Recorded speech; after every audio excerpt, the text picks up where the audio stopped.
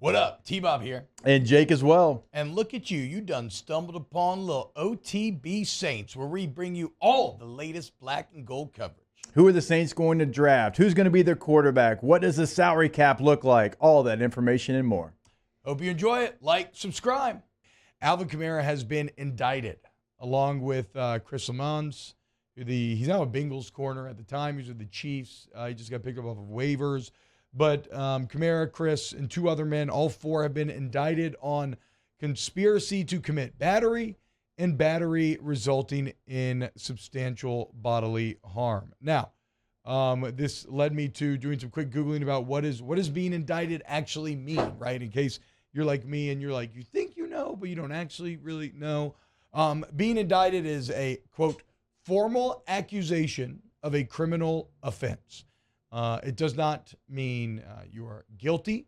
What it does mean, and this is being indicted specifically, what it does mean is that the prosecution has convinced a grand jury that there is enough evidence to pursue a criminal case against you, which obviously probably was not very hard to do, given that there is a video of everything going down. Now, you can't hear what's said on the video. I'm sure that's what Kamara's team is going to argue, but it's enough to certainly, I guess, pursue the case according to a grand jury. Here's what Kamara's attorneys, Drew Feinling, David C. Chesnov, and Richard A. Schoenfield had to say. Schoenfield, quote, state has avoided a contested preliminary hearing by indicting Mr. Kamara. He intends to vigorously fight the allegations at trial as he was defending himself and others at the time of the incident. So we're going to see.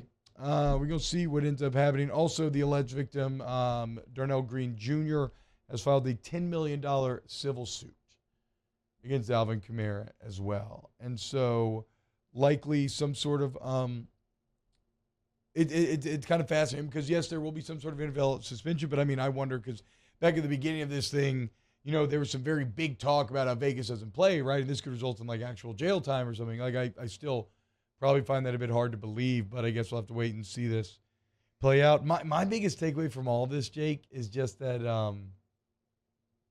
Kamara's going through it, man.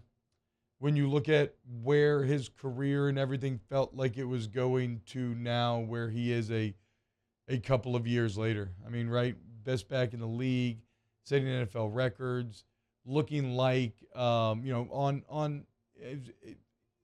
it's tough to maintain this and maintain until you end up in Canton, but absolutely on a Hall of Fame pace those first 4 years. And then has just in the post-Drew Brees era just has not really found his way. And now he's got actual criminal charges hanging over him. He's got the $10 million civil suit hanging over him. It's just a lot. It's all happened very fast. Yeah, and this was a year ago. So obviously this has been a long process. Which kind of doesn't help either, right? That's what I say. Mentally, like obviously this is something that I'm sure is going through his mind every single day, and the uncertainty and not knowing, and we don't know the exact details. We do have a video, so you make assumptions, but we don't know the exact details of what happened, what went down, and so we'll see if that ends up coming out. But like as a player and just the football portion of it, I mean, you're right. So defenses know, like, okay, if we stop 41, we got a pretty good chance of stopping the Saints, and so. Yeah. A lot of things probably for him right now mentally going on. Not to say that he can't find that juice again, but he does play a position in which there can be a spark. And how long can that spark last? Can that spark last 4 years? Can it be 5? Can it be 6? Doesn't typically get to 10. So it's a position where, you know, if it was receiver, if it was linebacker, it's like, oh, man, he could probably find it again. Like with this position, you always wonder, like, can you find what made you who you were before? I mean, you just look at the numbers, Jake. He scored 8 touchdowns rookie year, 14 second year. Now it's down to 5 in 2019, but he dealt with some injuries. Only got to play in 14 games, started 9, but then jumped back to 16 touchdowns in 2020, only to score 4 in 21 and 2 in 22. And although the rushing statistics have generally stayed the same, though the average has gotten significantly worse, the volume has. The receiving's fallen off a cliff post Brees, right? Called for 826 yards his rookie season, 81 catches. 81 catches his second year for 709, 81 catches for 533 third year, 83 catches for 756 his fourth year, and then down to 47 and 57. And although, yeah, look, the rushing numbers, like I said, it's still always been around 800, 900 every single year. They started giving him more carries, and he went from averaging 6 yards as a rookie, 4.6, 4.7, 5.0, to then 3.7 and 4.0. So you have about 2 years of drastic drop-off, and now mixed with all this, he's got to be very mentally trying. And like Jake said, I wonder, can Alvin Kamara re-find that spark? Get him a quarterback. How about that? You know, we'll throw to him Derek Carr.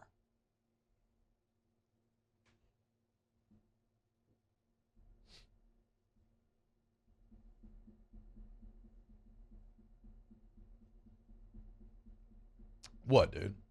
Say something. I don't want to. You're the only one that isn't in on Derek Carr. I know. Even Flynn's in on Derek Carr. The only one, and that's okay. I It don't cave to peer pressure. In terms of planting your flag in some unclaimed land, it does feel like actually pretty fertile land.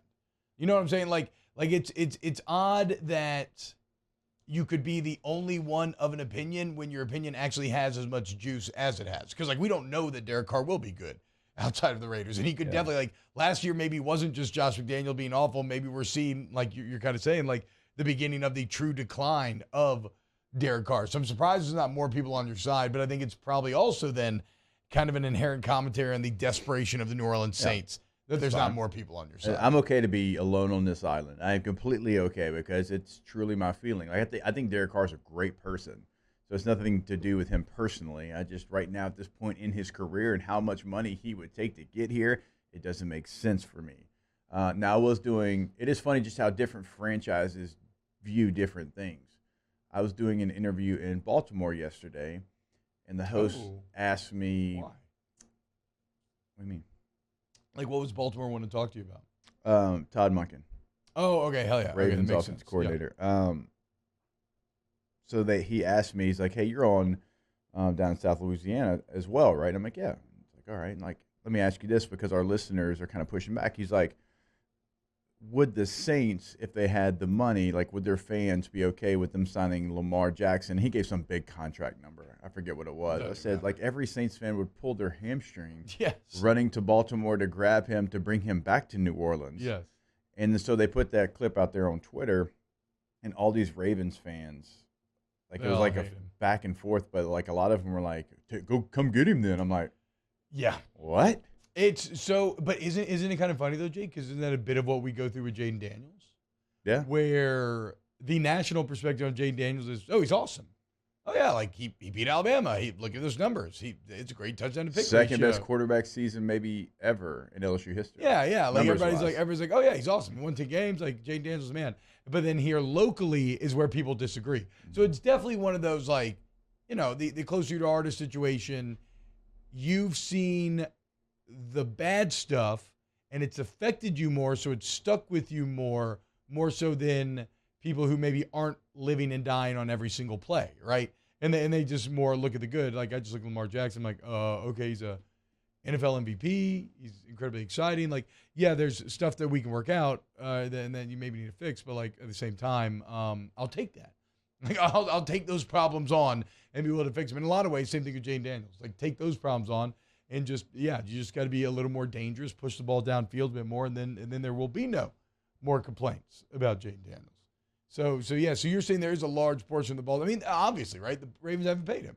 Like, if the Ravens fully believed that he was going to be their guy, they would have paid him. They paid him last year, before the season.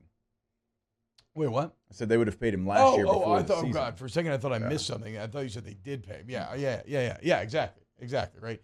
No, they're going to do the franchise tag thing. But you know what, though, Jake? He's in such a good spot. He's in Dak's spot, but probably even a bit better, where because you play quarterback, you can't get injured out of your career. You know what I'm saying? Like if you're like a tight end that gets franchise tagged, good luck. Because, you know, you're maybe one blown knee or something away. Like, you get a blown knee as a quarterback, and you're still somebody's still going to end up taking that chance on you, most likely. You have all the leverage. The program, if you're wrong, Lamar's never going to win anything. Dude, 99% of the quarterbacks aren't going to win anything. Right? Like, in the Pat Mahomes era, there's going to be maybe a couple of guys that break through. And so I don't know that He won NFL MVP. Yeah, okay, yeah, exactly. Not going to win anything except he won literal best player in the entire NFL. All right. Let me get back here on double coverage. Keep it rolling right along. Keep it locked. OTB. Wow, just amazing black and gold takes right there, Jake. I don't think I've ever heard any takes that are better than the two guys that just gave you that take. And you can keep getting them by going ahead and liking, subscribing, ringing the bell to get notifications when we post. Have a great day. We'll see you on the next OTB Saints.